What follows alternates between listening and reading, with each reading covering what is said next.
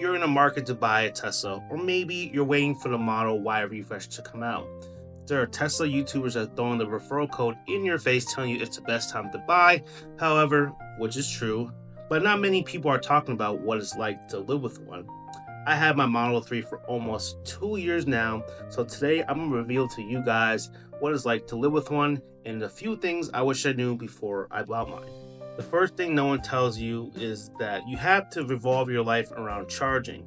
Now, don't get me wrong, charging isn't hard, but it's something you'll need to plan for. Unlike gas cars, where you can fill up in a couple minutes, charging your Tesla takes more time and requires a fair bit amount of strategy.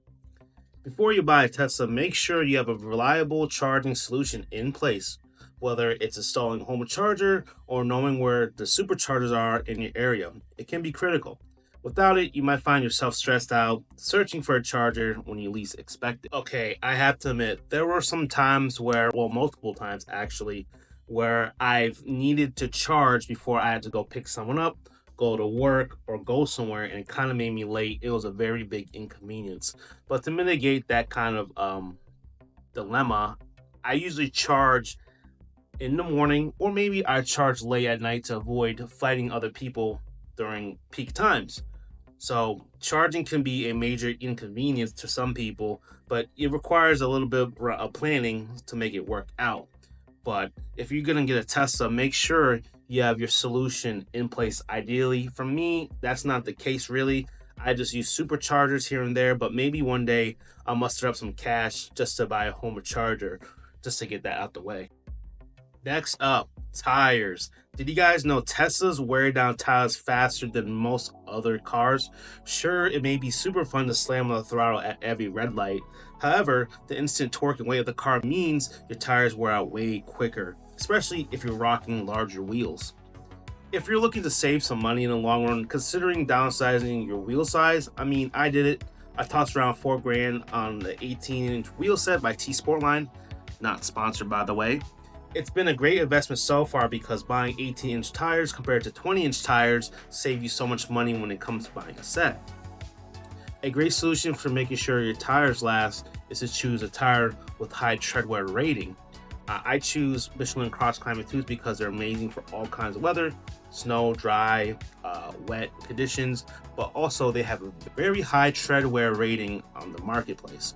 And I can't find any other tire that has great stats, great wear, and great performance opposed to the Cross Climate 2. Also, however, to make sure your tires last while driving Tesla, you may want to avoid slamming on the throttle every chance you get, but however, that's the fun part. Don't get me wrong. And lastly, the third thing is to be painfully aware of your Tesla's hardware before you buy one. Why? Because the hardware determines how often your car will get updates and what features it will support. For example, Teslas with newer cameras and processors, like the latest versions of hardware 3 or 4, are likely to receive full self-driving updates and improved features in the future. If you're buying used Tesla, please do your homework to make sure you're not stuck with an outdated Tesla and limits what your car potentially can do. On Tesla's website, it doesn't specifically indicate which car comes with which hardware. You just kind of have to know based off of what year the car came out, but the most recent hardware is hardware 4. When I was purchasing my Model 3 Performance, my 2023, it came with hardware 3, but I didn't know hardware 4 was coming out later that year. So if I would have waited a couple months, I could have had hardware 4 and also been in line for the best software updates and the best full self-driving updates. Don't make the mistake I did and pick a car with older hardware, so you wouldn't have to be dreaming about the Robotaxi update like me. And there you guys have it. So make sure you have a reliable charging solution, whether it's charging at superchargers or at work or at home. Make sure you understand that Teslas destroy tires super fast. They don't even have spare tires, so make sure you have a few tires on the side, ready to replace the worn out ones or finicky ones.